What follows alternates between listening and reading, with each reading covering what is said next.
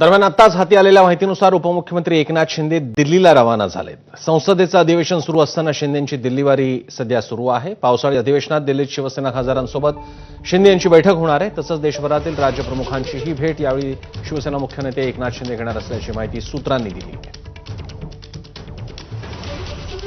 गेल्या काही काळात झालेल्या घटना, विधिमंडळातील शिवसेनेच्या नेत्यांकडून झालेल्या वर्तणूक या अनेक मुद्द्यांवरती कदाचित त्यांची याबाबतीत चर्चा सुद्धा होईल.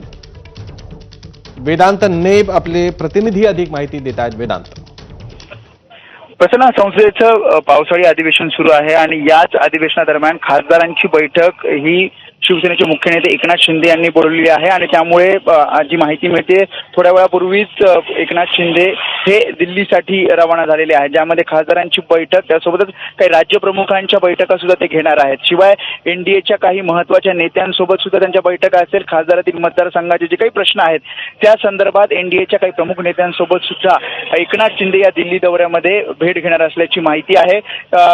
नेमके अधिवेशनात कोणते मुद्दे मांडायचे आणि खासदारांना मार्गदर्शन या दौऱ्यात या बैठकीमध्ये एकनाथ शिंदे करतील. प्रसन्न, वेदांत, यावेळी भाजपच्या नेत्यांची सुद्धा भेट घेण्याची काही शक्यता आहे एकनाथ शिंदे?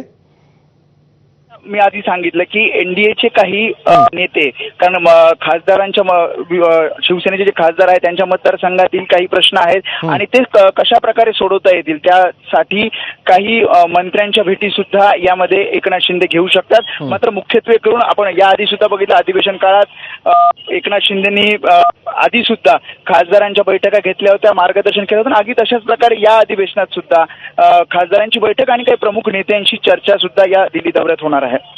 धन्यवाद वेदांत, तुम्ही दिलेल्या या माहितीसाठी.